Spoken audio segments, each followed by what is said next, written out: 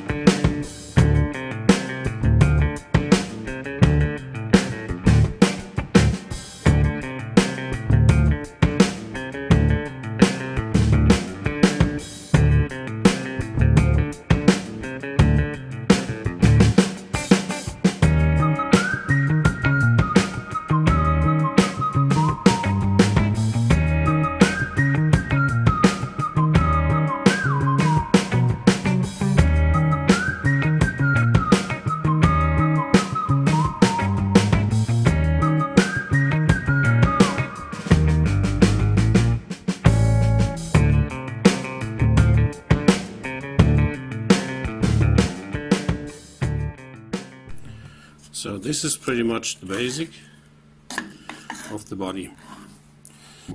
This will be screwed onto the ground plate here.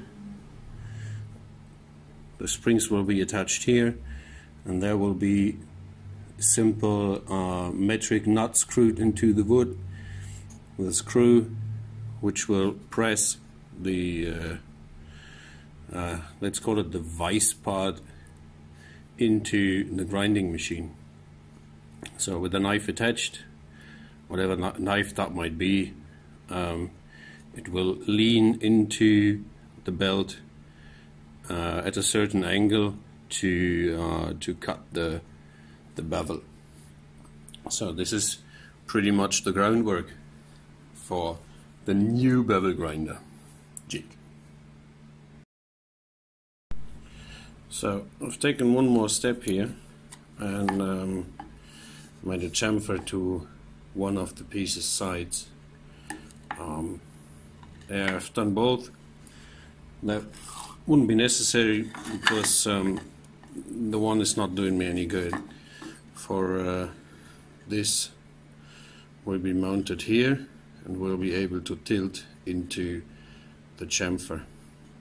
Next is what I tried to attach is these neodyme magnets. I have them lying all around in the shop here.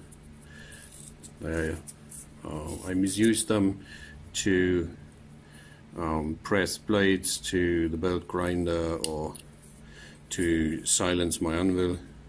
So the interesting thing about these is they are pretty cheap. They are replaceable. What I'm planning to do here is drilling a hole that size into the plate where the knife goes on, and sink these dudes in just flush, and then screw them tight from the in this thingy there. So, but first I want to try and drill the holes in here that are to carry these magnets. So maybe I just start with those three, or maybe I can find one or two more. Just peppered over the surface here, a bit more. So maybe one or two more on the sides to don't have to clamp knives on here, because every time you have a clamp as I said, you have the protruding arms of the clamp inside your working area. So this next.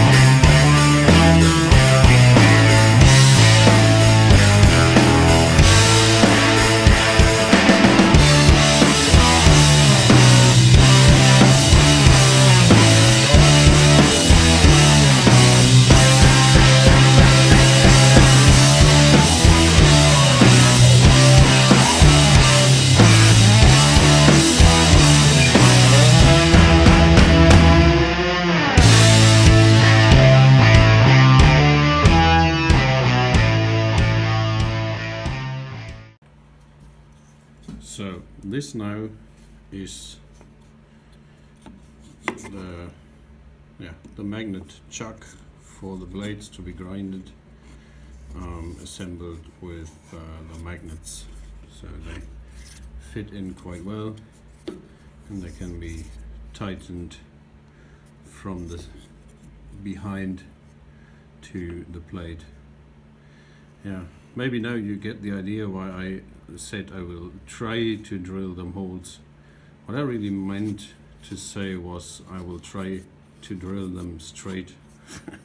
It's always been kind of a problem. I don't know exactly, maybe I'm too daft to do it correct, but well, they're in and it doesn't really matter if they are perfectly straight or not. This is maybe a few millimeters, so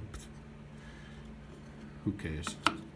So now what I have to do is I wish to have a stop under whatever blade goes onto the vise, because sure, not every blade is beefy and junky like the big one, so some blades are, well, a bit smaller. This is one I tested with. I've built a belt grinder and that one got thoroughly grounded over and over again. It's still in shape. So this one, if I attach it here, I have to take care not to squeeze my fingers. If I grind it, it just might move. So I want to have some kinds of stoppers just beyond the blade. So this needs to go in here, one here, one here. I don't know if I can fit one in here. From the start I wish to make something like a bar that can be moved up and down here, but since these magnets are really strong, I cannot possibly take anything that is magnetic. So I searched my workshop here for, I don't know, a disposable piece of brass or anything I could just sacrifice to do this.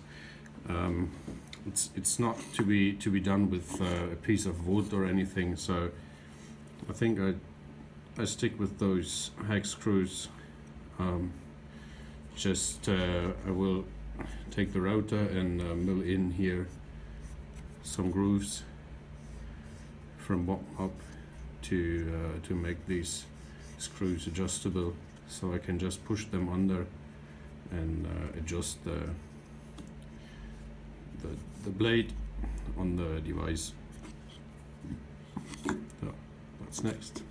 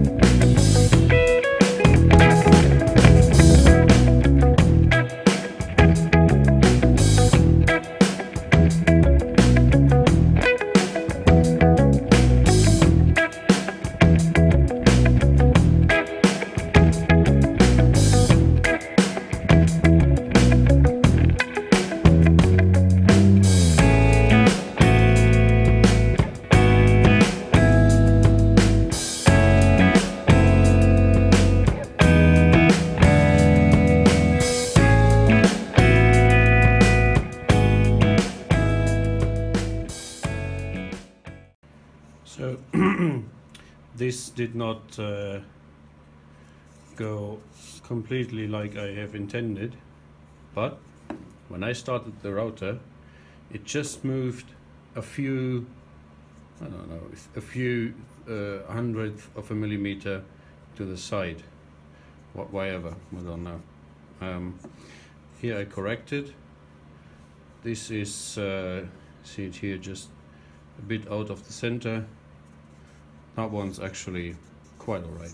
So, thing is, the screw can go in, you can go up and down to support the blade.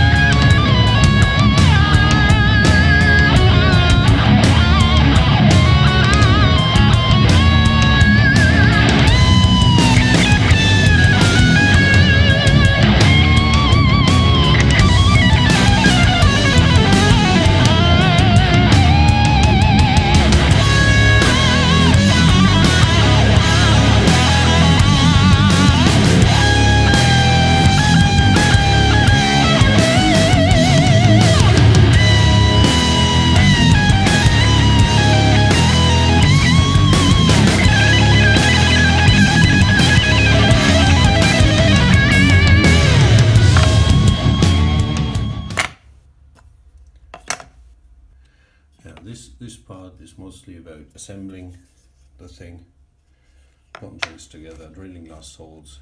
So short of a few holes, this thing is almost ready.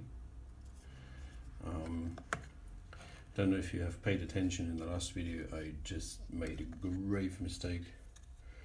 I flipped this thing on the wrong side.